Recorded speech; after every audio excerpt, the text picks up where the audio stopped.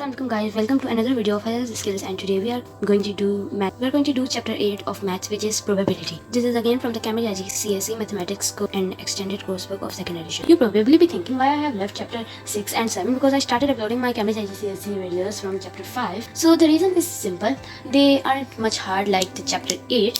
So I thought I should start uploading from chapter 8 because new academic year has started class 9 and we have been started from chapter 8. So I thought it would be a better idea to start uploading the exercises from chapter 8. My class fellows will also be able to study the recent chapters. So let's start our chapter probability. You know what's meant by probability means the chances of something to happen, some event to happen, and we use the word probably and probability in our daily life rather than how probably are you gonna go to the party or like that. But in maths, probability is defined as a formula in a mathematical form. So first its symbol is P and it has a specific formula, and that formula is this: favorable outcomes over total trials. You won't be understanding what I just said, favorable outcomes over total trials, but you will soon get it, that what is meant by favorable outcomes and the total trials. What are these trials and what are these outcomes? I'm going to explain this all right now. So the total trials are the number of desired event happened. So how many times that desired event happened which you were looking for, and between that a special chance had to come, and how many times that special chance came will be the favorable outcome. So it will favorable outcome means number of successes. You can write any other thing instead of these two words, but they must be similar, they must be their synonyms. The formula is quite simple. We even have many examples in our book. Let's have a look at the example so you'll get it much better. So in the exercise, question 1 is: a simple die is thrown 100 times and the number 5 appears 14 times. One experimental probability of throwing a 5, giving an answer as a fraction in its lowest terms. The number of times that event happened, what was the event? Throwing a die, and that happened 100 times. And now how many times the successes came? Means you wanted 5 to appear.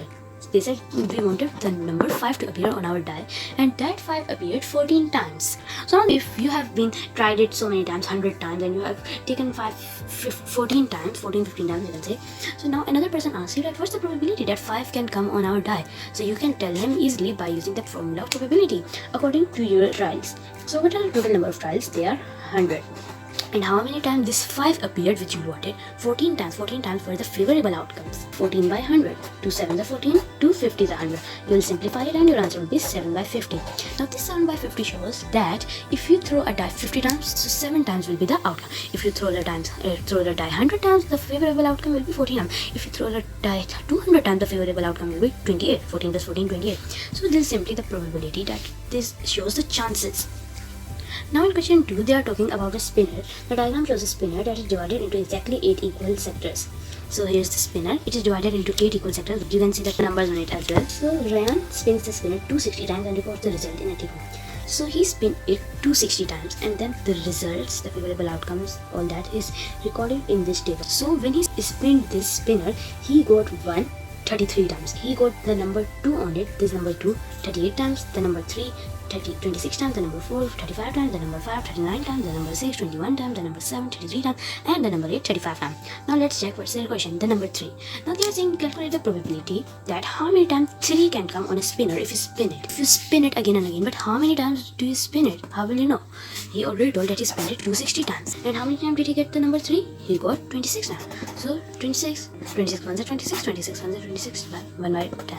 So 1 by 10. The probability is 1 by 10. If you spin us that special spinner 10 times, you'll at least 1 time get a 3 on it. Question 3 is: a consumer organization commissioned a series of tests to work out the average lifetime of a new brand of solar lamps. The result of the tests are summarized in the table. Lifetime of lamp frequency. So he had total lamps. We don't know how many were they. You can calculate them by counting all these lamps by this frequency. And out of those total lamps, 30 lamps were those lamps which worked up to 1000 hours. 75 lamps were those lamps which worked between 1000 to 2000 hours. This sign shows that it is less than or equal to. This sign shows it is less than. Less than, equal to, less than. So 2000 hours and 3000 hours, between 3000 hours and more. So what's the equation? Calculate the relative frequency of a lamp lasting for less than 3000 hours but more than 1000 hours. So what are those lamps which last for more than 1000 hours but less than 3000 hours? They are these two lamps. More than 1000 to 2000, 2000 to 3000, more than 1000 and less than 3000. So we will plus these two lamps and then divide it over the total of these 4 lamps. What's the total of these 4 lamps? 30 plus 75 plus 60 plus 35 is equal to 300. So we will divide 75 plus 160, which is equal to 135. So we will divide 135 over 300 and we will get the frequency. We'll get the probability. Now in part B we have, if a hardware chain ordered 2000 of these lamps, how many would you expect to last for more than 3000 years? Now this question is a bit tricky, but it's same. Now they said how many would you expect to last for more than 3000 years. So but if there were no total 300 lamps, there were 2000 lamps. So how many would you expect? So first we must know the probability of at least 300 lamps. So with that probability we can find the probability of 2000 lamps. So how we will find the probability of 3000 lamps? It's simple. Probability equals to favorable outcome by total 12. What are the favorable outcome? 35 lamps. There are 35 lamps out of the 300 lamps which works more than 3000 hours. And we will do the cutting. 5 times are 35, 5 6 are 20, 5 0 0. So it's 7 by 60. Now there are 7 by 60 lamps which work for more than 3000 hours. But they are saying there are 2000 lamps. Right now we have 2000 lamps. So 7 by 60 of 2000. Now we are going to find the probability 7 by 60 out of 2000 So as I said earlier, we will change this of sign into multiplication in maths, and as we will multiply it, we'll simplify it, we'll get our answer. Question 4 is, research shows that the probability of a person being right-handed is 0.77. Now probability can be in decimal form as well. We know how 14 divided by 100 will definitely give a number in a decimal form. And one thing I forgot to tell you, that probability is between 0 and 1. Now you'll say, what's that? So probability can only be between 0 and 1, not more than 0. How? Can you give me any probability which is more than 1 or less than 0? Obviously not less than 0, that's minus 1, minus 2. Leave that. But it can be more than 1. Why? If you divide this 7 over 50, definitely you will get a number like this, 0 point whatever. Check it with the calculator and comment me. So you will get any number like 0.8 or 0.8. Or if maximum, you will get a 1. How a 1? 22 by 22. Or how a 0? 0 by 22. 0. 22 0 0. So either you will get 0 or any number between 0 and 1 or 1. So I guess we should stop here and I upload part 2 for exercise 8.1. It's a bit long because in chapter 8 there are only 3 exercises, so they had to make them a bit long. Or if they would be so short, they would be so easy to do.